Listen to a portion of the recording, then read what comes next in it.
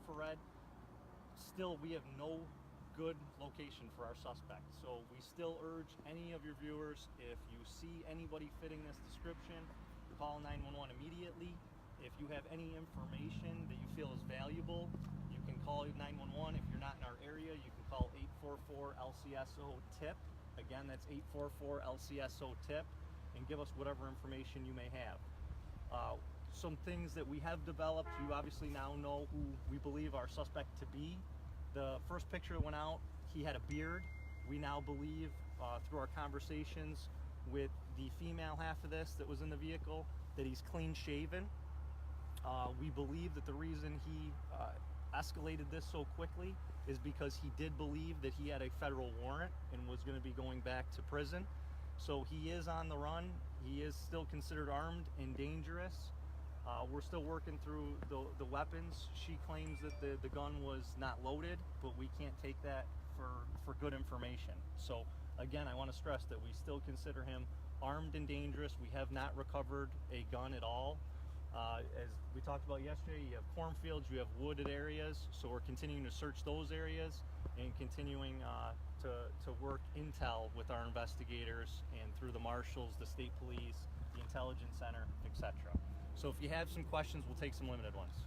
Because of the cornfields and the wooded areas, how difficult is the search?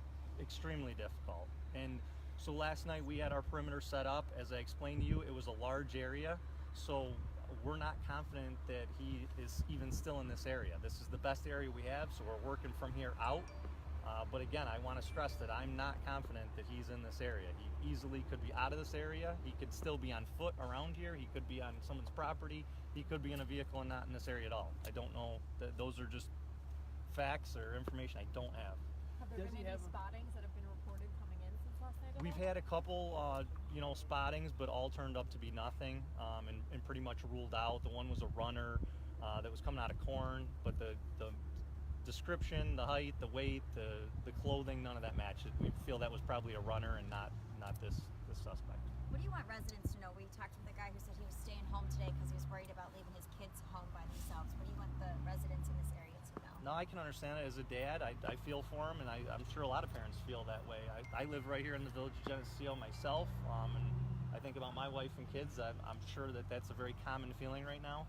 What I can tell you is there's a lot of law enforcement here. You're well protected. I would keep your doors locked. I wouldn't, not live life. If you have things, I would go do it. But at the end of the day, we're going to continue to be here. We're going to continue to do our best to locate this suspect. Is there a warrant out for his arrest So prior to the stop? So our database does not show a warrant for his arrest, but we're told through the female partner in this vehicle that he believed that he had this warrant. He believed he was going to be going back to do a life sentence. So that's information, again, that I'm just passing along that came from her. I'm not saying that it's great information, but it's the best information that we have. So I think that was his mentality, is that I'm on the run, and if they run me, I'm going to be taken into custody, and I'm never going to see the light of day again. So he was just being stopped, and when did he physically get out of the vehicle? He did. So he was stopped for a simple vehicle and traffic law violations, and it escalated very quickly. As the officer approached, it escalated right from there. So he jumped out of the vehicle? And I'm not going to get into the details, but I will tell you that he did exit the vehicle. And I know there's a lot of media reports about, he fired. Again, I stress that our preliminary report does not have the suspect firing. It does have him pointing a gun directly at the officer, and the officer, our preliminary report shows that he did fire. So I know there's mixed reports on that. That's the best information I have now. And again, I want to stress that's preliminary. We're still working with our team, our forensics, and we'll have final determination. The female, how was her involvement?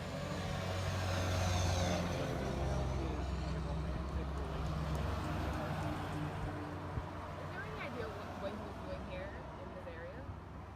Again, I don't have all those answers. She's telling us certain things. I'm not going to share a lot of those details. What I did share with you is what I feel is pertinent to get out to our residents to know a little bit of the background.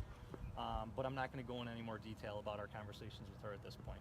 How's the officer doing at this point? I mean, that has to be a pretty traumatic experience to kind of go through and have a gun pointed at you, not knowing what the outcome could be. especially Absolutely. during a traffic stop.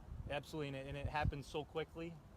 When I say that this was, we never say there's a routine traffic stop, but as he approached the vehicle on the driver's side, it escalated very quickly. So yeah, the officer, the chief's been great, working with him, trying to make sure he's okay emotionally, and we'll continue to stay in touch with him. Sounds like you guys are clearing a lot of the same buildings you cleared yesterday. Is that the case? Yeah, so unfortunately, when you clear a building and then you leave it for time, then someone can come back and go into that building. So we are doing a lot of things that we did yesterday and last evening and overnight. We're doing that all over again. As I said, we don't have any great information that he is still right here, but it's the best area that we had because that's where we last have him on video running into the cornfield. So is she from here, and is she facing any charges? She is not from here, and she will be facing charges. Can you say what charges? I'm not going to get into details on that. I will probably be able to get into some details on that by the end of the day. And what was the initial stop for? Chief, can you talk about that? Minor traffic violations In the village? in the village, yeah. And so he kept going? Yeah, on Route 63 by the college.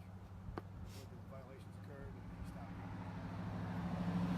The drone, the helicopter, any other kind of ways that you guys are tools that you were using for the search? Yeah, as far as overhead, that's what we're using. Helicopters with FLIR and the UAVs or UAS or drones, whatever you want to call them. We're utilizing those. Those are really great technology because we get the overhead view and we're not putting a lot of members in danger.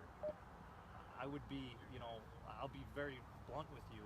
When we're putting our SWAT teams, or any members for that matter, into cornfields or wooded areas, it's almost like doing the deer push that people are familiar with. It's not the safest thing to do, but the SWAT members feel comfortable with it, and we are doing it because we want to eliminate this area. So you're going to see SWAT members out in the cornfields. You're going to see them in the wooded areas until we feel really comfortable that this suspect is not here. What's this wooded area? Is it the campus? No, this is not the campus. This is mostly private property of the Wadsworths. So if you went down to Main Street and came to the end, this is heavy wooded area. Anything going on at the campus? Any clearing of the buildings there or anything like that? The chief can talk about it. I know they went into a lockdown type situation last night. Yeah, University Police Department. University Police Department, they had they went locked down last night. I think they're still in lockdown. Any questions as far as the school campus? All right, Will so courts be in session today?